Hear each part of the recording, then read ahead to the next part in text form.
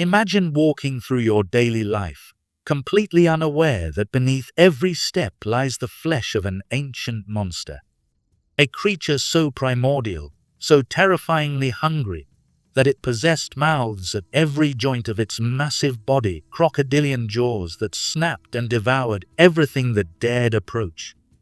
This is Cipactli, the earth monster of Aztec mythology, whose insatiable appetite once threatened to consume all existence before it ever began. But here's what will shock you. This monster didn't just disappear into legend.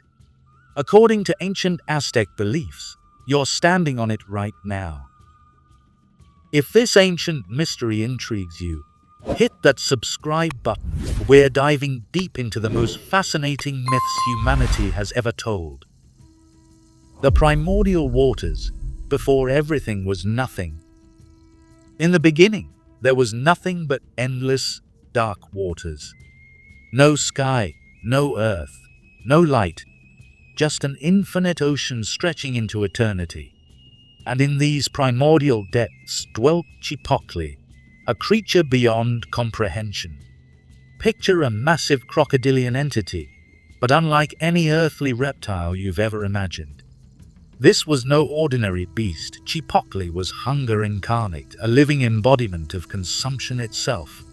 The ancient Aztecs described her as having mouths everywhere, not just the great jaws of her crocodilian head, but smaller, gnashing mouths covering every joint, every segment of her impossible body.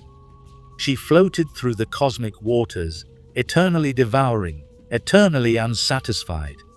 Every piece of matter that formed in those primeval waters was immediately consumed by her countless maws. She was the ultimate predator in a universe where nothing else existed to hunt. But Cipactli represented more than mere hunger. She was chaos itself, the force that prevents creation, the emptiness that devours possibility. The Aztecs understood something profound about existence.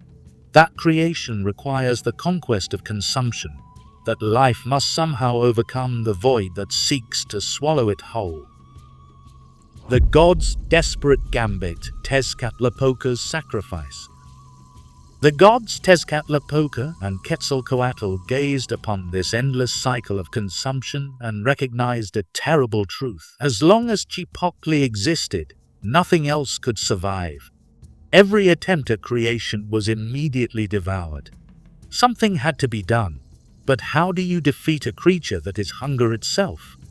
Tezcatlipoca, the smoking mirror, conceived a plan so desperate it bordered on madness. He would use himself as bait. The god lowered his foot into the dark waters where Cipactli dwelt, offering his own divine flesh to the monster's appetite. The gamble was enormous. If he failed, not only would he be consumed, but all hope of creation would die with him. Cipactli, driven by her endless hunger, immediately seized upon this divine offering. Her massive jaws clamped down on Tezcatlipoca's foot, tearing it from his body in a moment of cosmic agony. The god's sacrifice was real. He would forever after be known as the one-footed deity, bearing the permanent mark of his encounter with primordial chaos. But this wasn't just a random act of violence. It was a calculated exchange, divine essence for the chance to grapple with the ungrappleable. Tezcatlipoca's sacrifice gave him the connection he needed to engage Cipactli directly, to transform the relationship between creation and consumption. The cosmic battle, when gods fight monsters. What followed was a battle that shook the very foundations of existence. Tezcatlipoca and Quetzalcoatl, working in perfect harmony despite their usual rivalry, grappled with the massive form of Cipactli.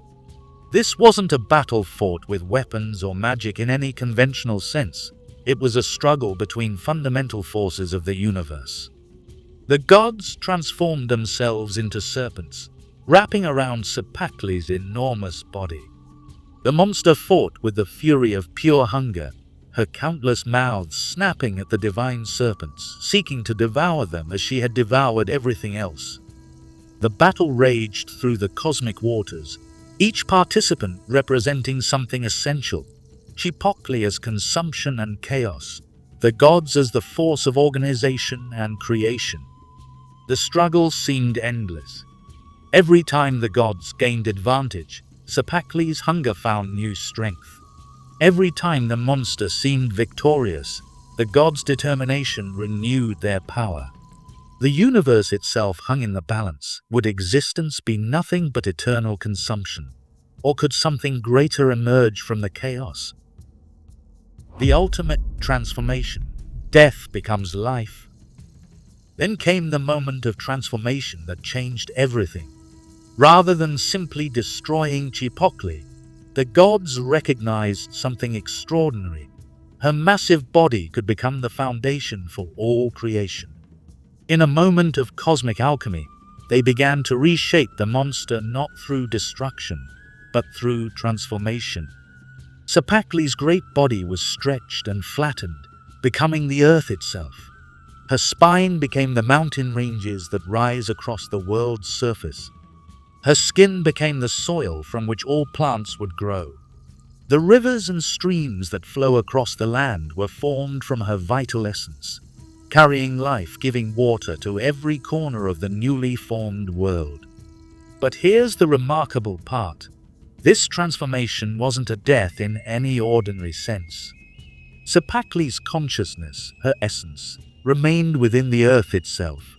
The monster had become the world, but the world retained the monster's fundamental nature. The earth still hungered. It consumed the dead, broke down all matter, recycled everything back into itself. The Aztecs understood that creation and destruction are not opposites, but partners in an eternal dance. Life feeds on life, death nourishes new birth, and the cycle continues endlessly. Cipactli's transformation revealed this cosmic truth. The foundation of existence is not separate from the forces that seem to threaten it. The shocking truth. The world you walk on. Here's the revelation that changes everything. According to Aztec cosmology, you have never taken a single step on anything other than Cipactli's transformed flesh. Every mountain you've climbed, every beach you've walked, every garden you've tended, all of it is the body of this ancient monster goddess. But the story goes deeper. The earth still possesses Cipactli's countless mouths, though now they appear as caves, chasms, and openings in the ground. These mouths still hunger, still consume. They take in the dead, break down fallen leaves, absorb rainwater, and process all the organic matter that falls upon the earth's surface. When you plant a seed, you're feeding Cipactli. When someone dies and returns to the earth, they're being consumed by her eternal hunger. But this consumption isn't destruction, it's transformation. The same cosmic alchemy that turned a chaos monster into the foundation of all life. The ancient Aztecs saw profound wisdom in this myth. They understood that life requires death, that creation demands sacrifice, that the very ground beneath our feet represents the conquered but not destroyed force of primordial chaos. Every harvest is both a gift from Cipactli and a feeding of her eternal appetite. This isn't just an ancient story. It's a sophisticated understanding of ecological cycles, of how matter and energy flow through natural systems, of how destruction and creation are inseparably linked. When modern science describes how organic matter decomposes to nourish new growth, it's describing the same process the Aztecs understood through the myth of Cipactli. Standing on the earth, you're not standing on dead matter, you're standing on a transformed monster whose hunger has become the engine of all life. Every step is taken on sacred ground because every inch of ground is the body of the divine.